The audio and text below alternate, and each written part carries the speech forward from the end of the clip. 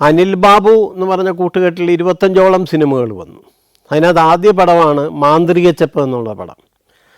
മാന്ത്രിക ചെപ്പ് പ്രൊഡ്യൂസ് ചെയ്തത് തുളസീധരൻ എന്ന് പറഞ്ഞ ട്രിവാൻഡ്രത്തുള്ള ഒരാളാണ്. അന്ന് കല്ലു ഡെന്നീസ് ചെയ്തുകൊണ്ടിരുന്ന എല്ലാം ചെറിയ സിനിമകളാണ്. ചെറിയ സിനിമകൾ വലിയ ഹിറ്റുണ്ടാക്കിയ സിനിമകളാണ്. അന്ന് പുള്ളിക്കൊരു നല്ല പേരുള്ളൊരു സമയമാണ്. ബാബു എൻ്റെ ജീവിതത്തിലേക്ക് വരുമ്പോൾ ബാബുവിൻ്റെ ക്യാരക്ടർ എൻ്റെ നിന്നും തികച്ചും വ്യത്യാസമായിട്ടുള്ള ഒരാളാണ്. ബാബു വളരെ ഔട്ട് സ്പോക്കനാണ്. എല്ലാവരുടെയും സംസാരിച്ച് തുടങ്ങുന്ന, എല്ലാവരുടെയും കയറി സംസാരിക്കുന്ന ഒരാളാണ്. ഞാൻ പക്ക നോൺ വെജാണ്, ബാബു വെജാണ്. ഇങ്ങനെയൊക്കെയുള്ള വ്യത്യാസങ്ങൾ ഉള്ള രണ്ട് പേരായിരുന്നു. ഈ വർക്കിംഗ് പാറ്റേൺ എന്ന് പറയുന്നത് നമുക്ക് ഭയങ്കര ബുദ്ധിമുട്ടാണ്. ആൾക്കാർ ചോദിക്കും എങ്ങനെ നിങ്ങൾ വർക്ക് ചെയ്യുന്നു എന്ന് ചോദിക്കും.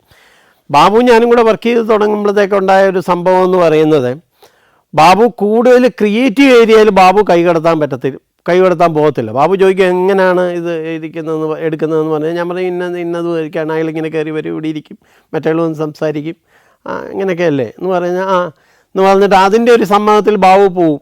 ബാബു കൂടുതൽ നോക്കിക്കൊണ്ടിരുന്ന മറ്റേ ആർട്ടിസ്റ്റിൻ്റെ കാര്യം, വേറെ ഒത്തിരി കാര്യങ്ങൾ നോക്കാനുള്ളൂ. ഒരു ഡയറക്ടർ എന്ന് പറയുമ്പോഴത്തേക്ക് വേറെ പല കാര്യങ്ങളും നോക്കാനുണ്ട്. അതിൻ്റെ കോർഡിനേഷൻ കാര്യങ്ങൾ അതെല്ലാം നോക്കുന്ന ബാബുവായിരുന്നു. അങ്ങനെ വളരെ ഈസി ആയിട്ടാണ് അത് പൊയ്ക്കൊണ്ടിരുന്നത്. നമ്മൾ രണ്ടുപേരുണ്ടെന്ന് ഒരു സെറ്റിൽ ആർക്കും അറിയുന്ന ഒരു അവസ്ഥ തന്നെ ഉണ്ടായിരുന്നില്ല. കൂടുതൽ ഡീൽ ചെയ്തുകൊണ്ടിരുന്നത് പിന്നെ ആർട്ടിസ്റ്റിന് ഡയലോഗ് കൊടുക്കുക, അതെല്ലാം ബാബുവിൻ്റെ ഒരു ഏരിയ ആയിരുന്നു. ബാബു ക്യാമറയുടെ സൈഡിലൊന്നും അങ്ങനെ പുള്ളി ഒന്ന് ഇൻവോൾവ് ചെയ്യുന്ന ഒരാളായിരുന്നില്ല. മാന്ത്രിക ചെപ്പ് എന്ന് പറയുന്ന പടം ജഗദീഷ് സിദ്ദിഖ് കൂട്ടുകെട്ടിൻ്റെ ആദ്യകാല കൂട്ടുകെട്ടുകളിൽ തുടങ്ങുന്നൊരു പടമാണ്. ഒരു സസ്പെൻസ് ത്രില്ലർ മാതിരിയുള്ളൊരു പടമായിരുന്നു. അതിൻ്റെ എനിക്ക് ഓർമ്മ വരുന്ന ഒരു സിറ്റുവേഷൻ എന്ന് പറയുന്നത്, നമ്മൾ ദർബാർ ഗ്രൗണ്ട്, എറണാകുളത്തെ ദർബാർ ഗ്രൗണ്ടിൽ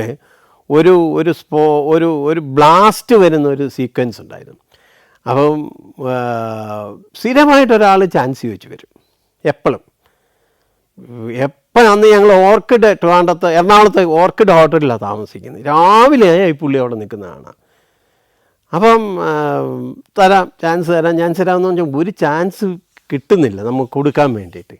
അങ്ങനെ നമ്മൾ പറഞ്ഞ ഈ ബ്ലാസ്റ്റ് നടക്കുന്ന ഒരു മിനിസ്റ്ററെ കൊല്ലാൻ വേണ്ടിയിട്ട് ഒരു ബോംബ് വെക്കുന്ന സീക്വൻസ് ഉണ്ട് ആ പടത്തിൻ്റെ ഇൻ്റർവെൽ സീക്വൻസിൽ. അതിൽ നമുക്ക് ചെയ്യാം, സ്റ്റേജിൽ നമുക്ക് പ്രസംഗിക്കുന്നൊരു സംഭവമൊക്കെ ചെയ്യാം എന്നൊക്കെ പറഞ്ഞ് പുള്ളിയെ, എന്നിട്ടും അതും വന്നില്ല. അതിനകത്ത് ജോസ് പ്രകാശ് സാറാണ് മിനിസ്റ്ററായിട്ട് അഭിനയിക്കുന്നത്. അപ്പം ജോസ് പ്രകാശ് സാറിനെ ബ്ലാസ്റ്റ് നടക്കുമ്പോഴത്തേക്ക് സാറിനെ ഇരുത്തണ്ട, സാറിനെ മാറ്റി നിർത്തിക്കോ എന്നൊക്കെ പറഞ്ഞിട്ട് സാറിനെ മാറ്റി നിർത്തി. അതിന് പകരം ഈ പുള്ളിയെ അഭിനയിക്കാൻ സ്ഥിരം വരുന്ന ആളെ വിളിച്ചിട്ട് ജോസ് പ്രകാശ് സാറിൻ്റെ കോസ്റ്റ്യൂമൊക്കെ കൊടുത്ത് അവിടെ ഇരുത്തി.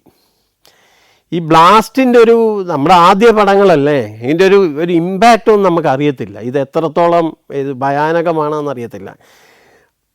ത്യാഗരാജൻ സാറിൻ്റെ മരുമകനായിരുന്ന പളനിയാണ് ഇതിൻ്റെ ഫൈറ്റ് മാസ്റ്റർ എന്ന് പറയുന്നത്. എനിക്ക് തോന്നുന്നു പളനിക്കും ഇതറിയത്തില്ല എന്ന് തോന്നുന്നു. അപ്പോൾ പെട്രോളൊക്കെ വെച്ചത് നാളെ കട്ടിക്ക് വെച്ചു എന്ന് വെച്ചാൽ 100 ലിറ്റർ പെട്രോൾ വെച്ചെന്ന് തോന്നുന്നു. അത് ആ ദർബാർ ഗ്രൗണ്ടിലാണ്. ഇപ്പോൾ ഇന്നത്തെ മാതിരി അതിങ്ങനെ പാക്ഡായിട്ട് നിൽക്കുകയല്ല, അന്ന് ഗ്രൗണ്ടായിട്ട് കിടക്കുകയാണ് അമ്പലത്തിൻ്റെ ഇപ്പുറം.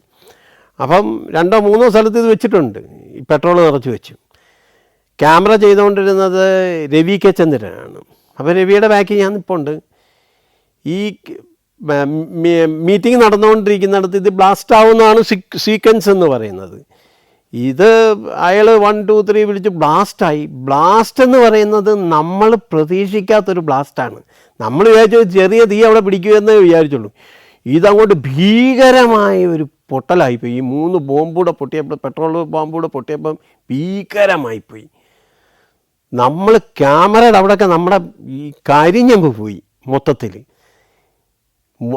അവിടെ അകത്തിരിക്കുന്നവൻ എന്തൊക്കെ പറ്റിയെന്ന് അറിയത്തില്ല. നോക്കിയപ്പോഴത്തേക്ക് അവിടെ ആരുമില്ല, എല്ലാം ഓടിക്കളഞ്ഞു.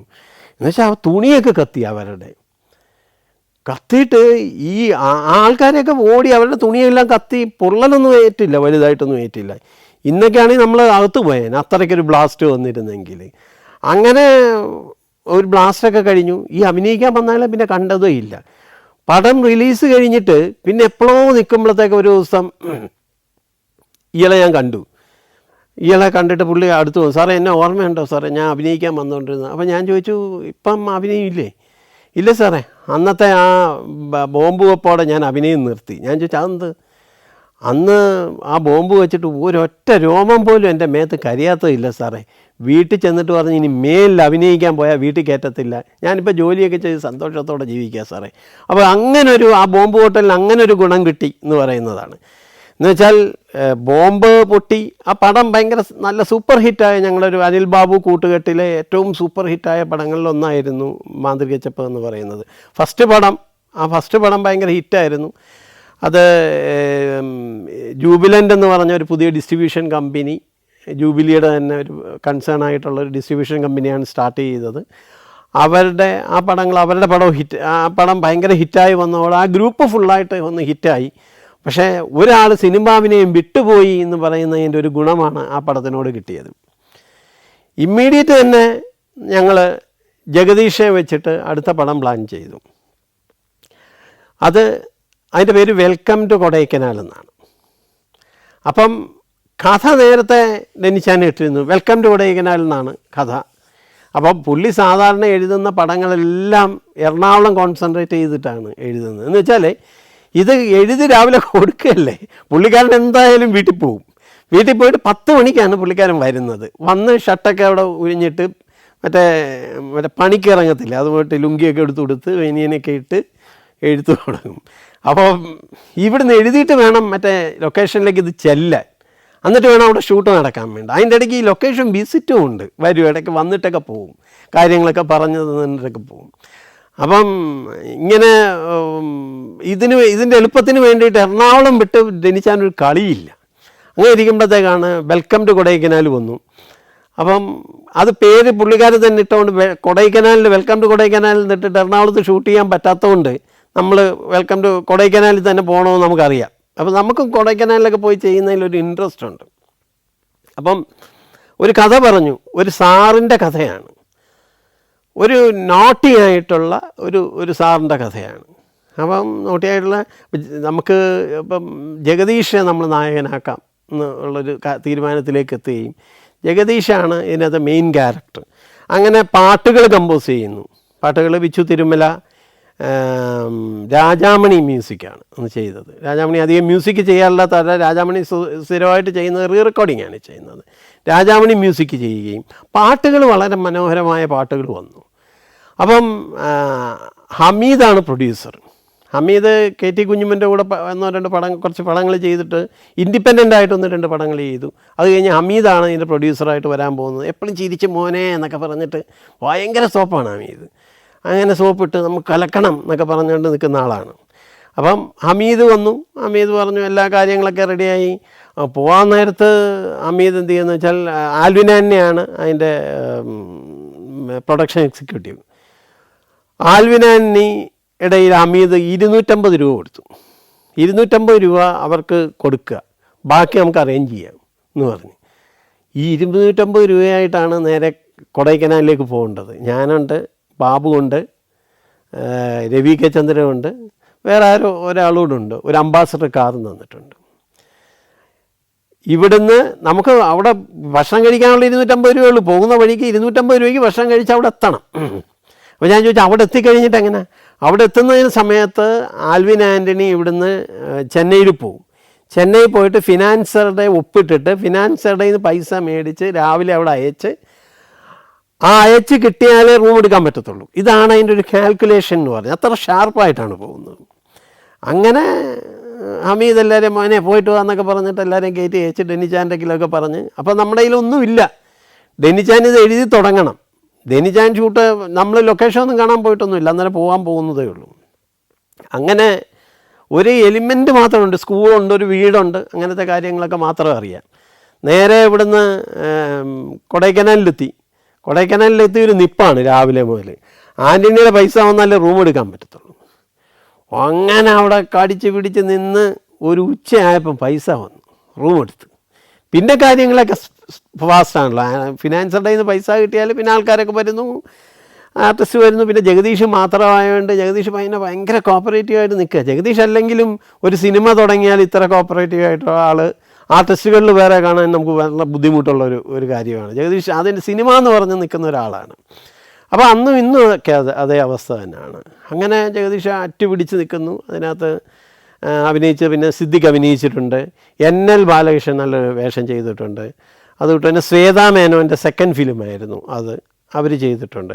അങ്ങനെ കുറേ ആർട്ടിസ്റ്റുകളും കാര്യങ്ങളൊക്കെ ആയിട്ട് രവി കെ ചന്ദ്രനായിരുന്നു അതിൻ്റെ ക്യാമറ എന്ന് പറയുന്നത്. അതുകൊണ്ട് അതിനൊരു വിഷ്വൽ ഇമ്പാക്റ്റ് കൂടുതലുണ്ടായിരുന്നു. എന്ന് വെച്ചാൽ സ്ഥിരം മലയാളത്തിൽ അന്ന് ഒരു ഫ്ലാറ്റായിട്ട് പോകുന്ന ഒരു ഫോട്ടോഗ്രാഫിയിൽ നിന്ന് വ്യത്യാസമായി രവി ഒത്തിരി ആഡൊക്കെ ചെയ്തിട്ട് വരുന്ന ഒരു സമയമായിരുന്നുകൊണ്ട് അതിനൊരു വിഷ്വൽ ഇമ്പാക്റ്റ് ഭയങ്കരമായിട്ട് കിട്ടുകയും ഈ രവിയുടെ അവരുടെ സൈഡിൽ നിന്ന് എനിക്ക് ഒത്തിരി പഠിക്കാൻ പറ്റി എന്ന് എനിക്ക് തോന്നാറുണ്ട്. രവി ഭയങ്കരമായിട്ട് പ്രൊമോട്ട് ചെയ്യുന്ന ഒരാളാണ്.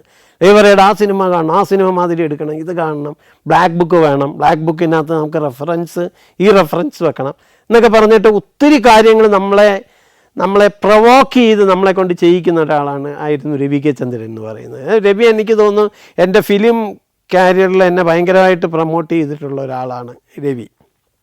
അങ്ങനെ രവി ഭയങ്കരമായിട്ട് അതിനകത്ത് വിഷ്വലി നമ്മൾ സ്റ്റണ്ണിങ് ആക്കാൻ വേണ്ടിയിട്ട് ഒത്തിരി കാര്യങ്ങൾ ചെയ്യുകയും പാട്ടുകൾ നന്നായിട്ട് വരികയും ഒക്കെ ചെയ്ത് സാമ്പത്തികമായി ഭയങ്കര ടൈറ്റായിട്ട് പോവുകയാണെങ്കിൽ തന്നെയും ആ പടം വളരെ സ്മൂത്തായിട്ട് ഞങ്ങൾക്ക് തീർക്കാൻ പറ്റും. എനിക്ക് തോന്നുന്നു 10-15 ദിവസം കൊണ്ടാണ് അതിൻ്റെ ഷൂട്ട് തീരുന്നത്.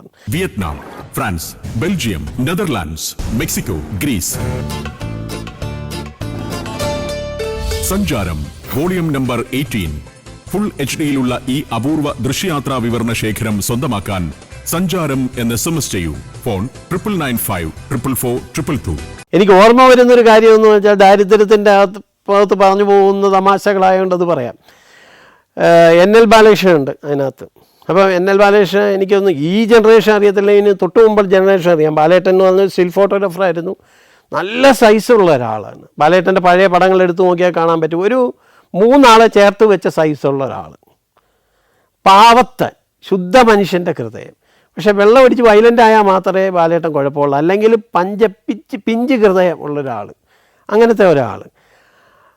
വെള്ളമടിച്ച് വയലൻ്റ് ആയാൽ ബാലേട്ടൻ കുഴപ്പമാണ്. അങ്ങനെ ബാലേട്ടൻ 2 ദിവസത്തെ അഭിനയം എന്തോ ഉണ്ട്. അതിനകത്തൊരു മസിൽ മാനായിട്ടോ എന്തോ അഭിനയിക്കുന്നത് ബാലേട്ടൻ, ഒരു ജിംനാസ്റ്റായിട്ടോ, ശ്വേതാ മേനോൻ്റെ അപ്പൻ, അങ്ങനെ എന്തോ ആണ്.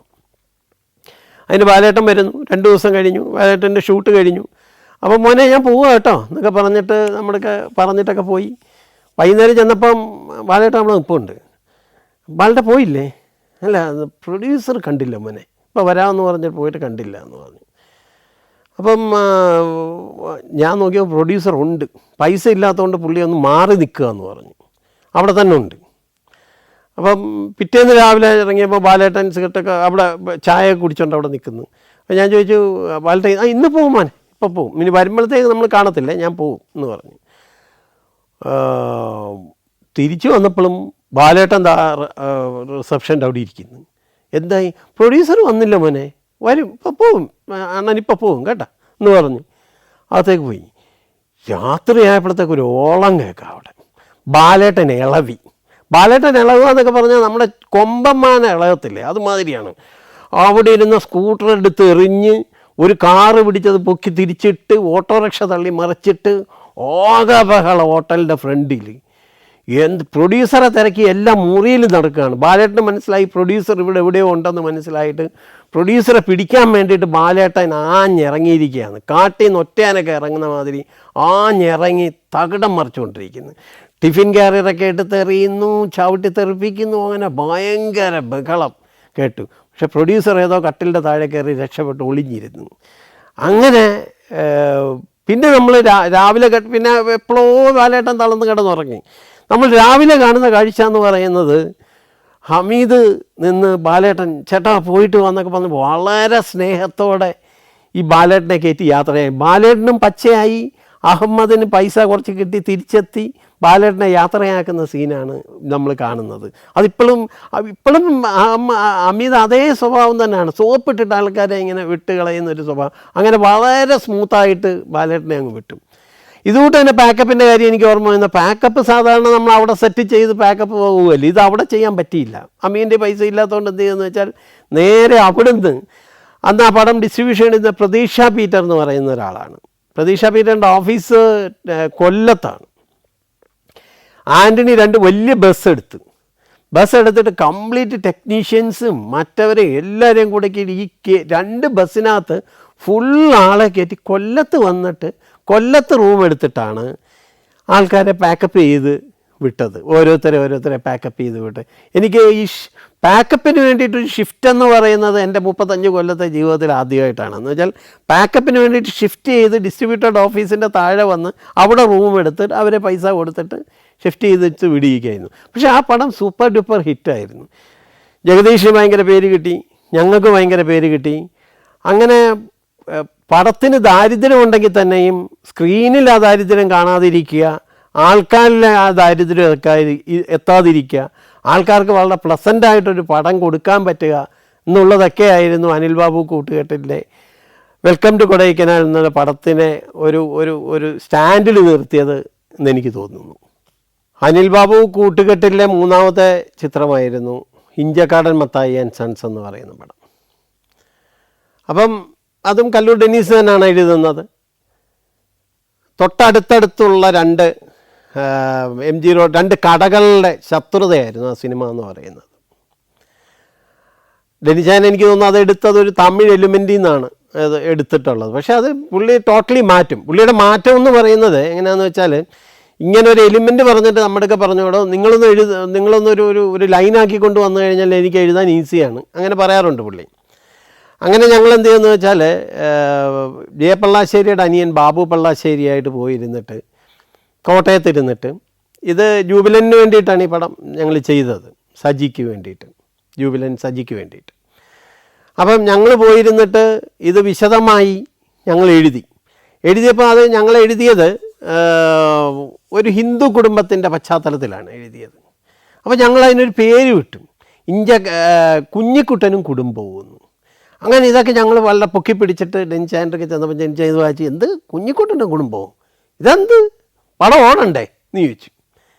ഇല്ലേ, അതല്ല പേര്, ഇഞ്ചക്കാടൻ മത്തായി ആൻഡ് സൺസ്. എനിക്ക് അന്നേരമാണ് ആ പുള്ളിയുടെ ഒരു കൊമേഴ്സ്യൽ മൈൻഡ് മനസ്സിലാവുന്നതെന്ന് പറയുന്നത്. അതാണൊരു ആ കൊമേഴ്സ്യൽ മൈൻഡ് എന്ന് പറയുന്നത്. അത് കറക്റ്റായിട്ട് ഇത്ര ഷാർപ്പായിട്ട് അറിയാവുന്ന ഒരാൾ കല്ലൂർ ഡെന്നീസിനെ കൂട്ട് വേറെ ആരെയും ഞാൻ കണ്ടിട്ടില്ല.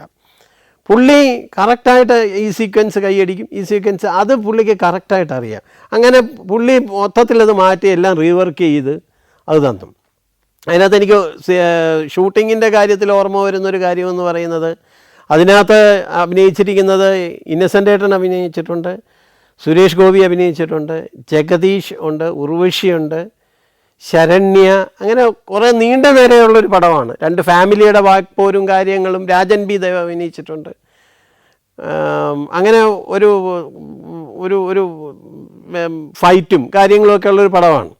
എനിക്ക് അതിനകത്ത് എൻ്റെ പേഴ്സണലിൻ്റെ ഒരു വിഷയം ഓർമ്മ വരുന്നതെന്ന് പറഞ്ഞാൽ, കൽപ്പന സ്ഥിരമായിട്ട് പറയാറുണ്ട്, ഇഞ്ചക്കടം മത്തായിൽ അഭിനയിച്ചുകൊണ്ടാണ് നിങ്ങളെ ഞാൻ കല്യാണം കഴിച്ചതെന്ന് പറയും. അപ്പോൾ ഞാൻ ചോദിച്ചു അതെന്താണെന്ന് ചോദിക്കുമ്പോൾ അവൾ പറയുന്നൊരു കഥയെന്ന് പറയുന്നത്, ഇഞ്ചക്കടം മത്തായിയുടെ ഷൂട്ടിംഗ് നടക്കുന്നു. അപ്പം എറണാകുളത്തെ ഒരു പള്ളിയിലൊരു കല്യാണമാണ് സിറ്റുവേഷൻ എന്ന് പറയുന്നത്. അപ്പോൾ രാവിലെ പള്ളിയിൽ ഭയങ്കര കല്യാണത്തിന് ആളുകൾ വരുന്നു, കുറേ 500 പേരുണ്ട്, ആളുകൾ വരുന്നു. അപ്പോൾ എല്ലാ ആർട്ടിസ്റ്റും ഉണ്ട്. സുരേഷ് ഗോപിയുടെയോ മറ്റ് ശരണ്യയുടെയും കൂടെ കല്യാണമാണെന്നാണ് എനിക്ക് തോന്നുന്നു. അവരുടെ 2 പേരുടെയും കല്യാണമാണ്. അപ്പം അതിന് എല്ലാവരുടെയും കോസ്റ്റ്യൂമൊക്കെ കൊടുത്ത്, ഇത്ര ആളുള്ളതുകൊണ്ട് ഭയങ്കര ബഹളമാണ് രാവിലെ മുതൽ. അവരുടെ കോസ്റ്റ്യൂം എല്ലാം കൊടുത്തു. അപ്പം ഞാൻ പറഞ്ഞിരുന്നു, നേരത്തെ ഫിക്സ് ചെയ്തിട്ട് ബാബുവിൻ്റെ ഒക്കെ പറഞ്ഞിരുന്നു, ബാബു ഈ വീട്ടിലെ കൽപ്പന അഭിനയിക്കുന്നത് അവരുടെ വീട്ടിലെ വേലക്കാരിയായിട്ടാണ്, വേലക്കാരിക്ക് ചട്ടയും മുണ്ടും കൊടുത്താൽ മതി എന്ന് പറഞ്ഞിരുന്നു. അപ്പം കുറച്ച് കഴിഞ്ഞിട്ട് ഒരു കൺഫ്യൂഷൻ കറങ്ങി തിരിഞ്ഞിട്ട് ബാബു എൻ്റെ അടുക്ക വന്ന് പറഞ്ഞു, അതല്ല കൽപ്പന പറയുന്നതെന്ന് വെച്ചാൽ സാരി ഉടുക്കാം എന്ന് പറയുന്നു. ഞാൻ പറഞ്ഞു അവരാണോ തീരുമാനിക്കേണ്ടത് സാരി ഉടുക്കണമെന്നുള്ളത്, അവർ ചട്ടയും മുണ്ടും ഇട്ടാൽ മതി എന്ന് പറയും. അപ്പം നമ്മളെ ഇങ്ങോട്ട് ഭരിക്കാൻ വന്നാൽ നമുക്ക് പെട്ടെന്ന് ഒരു ഈഗോ കയറി കൊളുത്തുമല്ലോ, ആ കൊളുത്തിയത്, അവർ ചട്ടയും മുണ്ടും ഇട്ടാൽ മതി എന്ന് പറഞ്ഞു. കുറച്ച് കഴിഞ്ഞപ്പോഴത്തേക്ക് ലളിത ചേച്ചിയും ഉർവശിയും കൂടെ ഒരു കോംപ്രമൈസ് ടോക്കിന് വേണ്ടിയിട്ട് വന്നിട്ട് പറഞ്ഞു, അല്ല അതെ ലളിത ചേച്ചിയാണ് പറയുന്നത്, അത് ഈ വേലക്കാരി എന്ന് പറയുന്നത് വീട്ടിലെ വേലക്കാരികൾ വീട്ടിൻ്റെ പുറത്ത് പോയാലും ചട്ടയും മുണ്ടുമാണ് ഇടുന്നതിലെ, അവർക്കെന്താ ഒരു സാരി ഉടുക്കാൻ പാടില്ലേ. അപ്പോൾ എനിക്ക് എന്നെ ഭരിക്കാൻ വന്നപ്പോൾ എനിക്ക് പിന്നെയും ഭയങ്കരമായിട്ട് ഇല്ല, അവർ ചട്ടമുണ്ടും തന്നെ ഇടുന്നുള്ളൂ, അതെന്തിനു നിങ്ങൾ ഇടപെടുന്നു, ഞങ്ങളല്ലേ എന്നൊക്കെ പറഞ്ഞിട്ട് ബഹളമായി.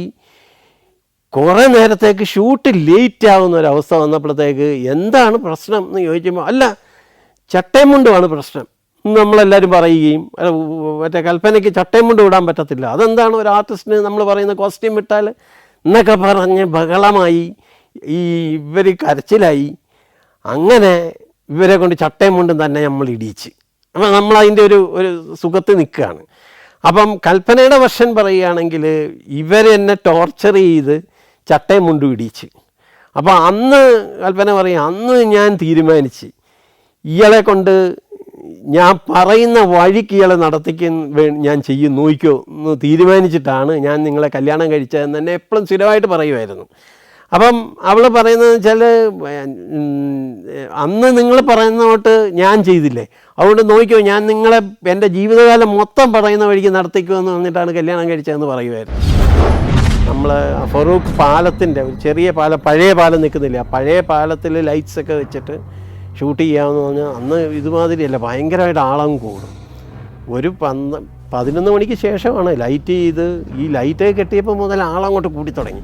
ആൾ കൂടുമ്പോൾ എന്ന് വെച്ചാൽ ഇപ്പുറത്തെ പാലത്തിൻ്റെ അവിടെ ട്രാഫിക് ബ്ലോക്കാവുക. ട്രാഫിക് ബ്ലോക്കായ ആളെന്ന് പറഞ്ഞാൽ നമുക്ക് കൺട്രോൾ ചെയ്യാൻ പറ്റാത്ത ആൾക്കാർ. ഈ ഷൂട്ട് ചെയ്തുകൊണ്ടിരിക്കുമ്പോൾ പോലീസ് വന്ന് അടി വീടി ബഹളം കഴിഞ്ഞപ്പോഴത്തേക്ക് പിന്നെ ഒരു ന്യൂസ് കേൾക്കുന്നതെന്ന് വെച്ചാൽ ഒരു പയ്യൻ താഴെ വീണു എന്നുള്ളതാണ് പാലത്തിൽ നിന്ന്. ഈ പയ്യൻ എങ്ങനെ താഴെ വീണു, അവിടെ പൊട്ടുള്ള തടികളുമൊക്കെയാണ്, താഴെ വീണ് അവനെ കാണാനില്ല എന്നൊക്കെ പറഞ്ഞ് ഇത് ഭീകര ഒരു ഇഷ്യൂ ആവുകയാണ് പെട്ടെന്ന്.